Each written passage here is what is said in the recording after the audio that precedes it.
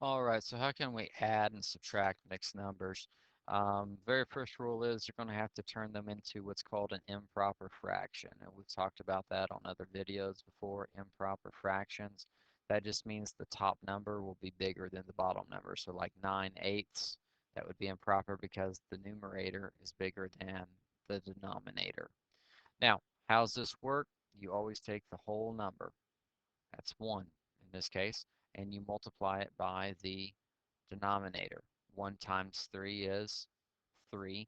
And then what we do is we take a look at the numerator and we add that on to it. So 3 plus 2 is 5. That's your new numerator, but then we just stick the same old denominator on the bottom. That's how we change any mixed number into an improper fraction. So let's go through and take a look at this. Um, -1 2/3 +4 5/6. Okay. First step, change all mixed numbers into improper fractions. So let's take a look at this. 1 times 3 is 3. 3 plus 2 is 5. That would make it 5/3. Don't forget this negative sign though. Just stick that right there with the numerator. 4 times 6 is 24. 24 plus 5 is 29, and then just stick the same denominator down there at the bottom. This is positive, and so we don't have to worry about a negative sign. Now, in this case, we're ready to go, and we would treat this the same way that we did with adding and subtracting fractions. It should be no different. In this case, we just need to make it 6 for the denominator.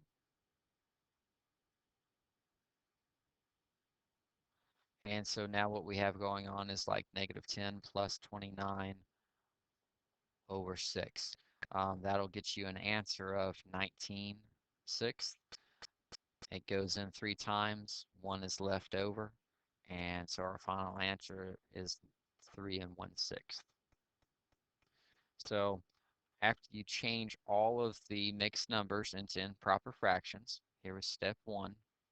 Step 2 is make sure that both of your fractions have the same denominators. If they don't, then you're going to have to change either one or both fractions.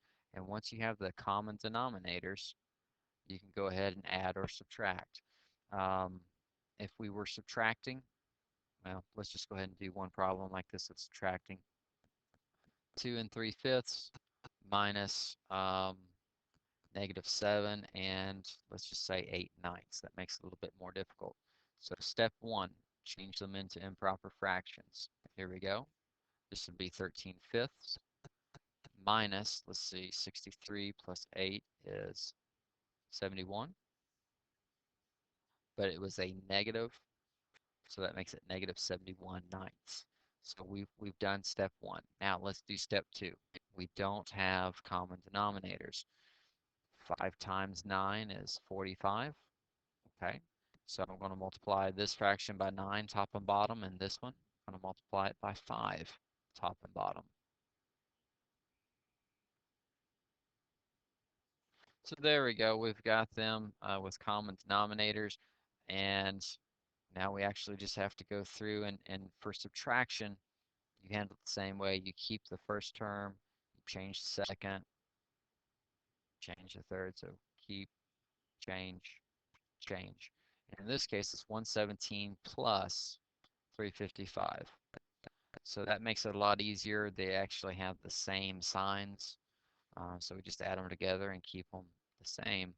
117 plus 355, that would be 472 over 45. Definitely we have a situation of improper fractions. How many times does 45 go into 472? It goes in 10 times, and you would have 22 left over, and then we keep the same denominator. So there you have it. Good luck.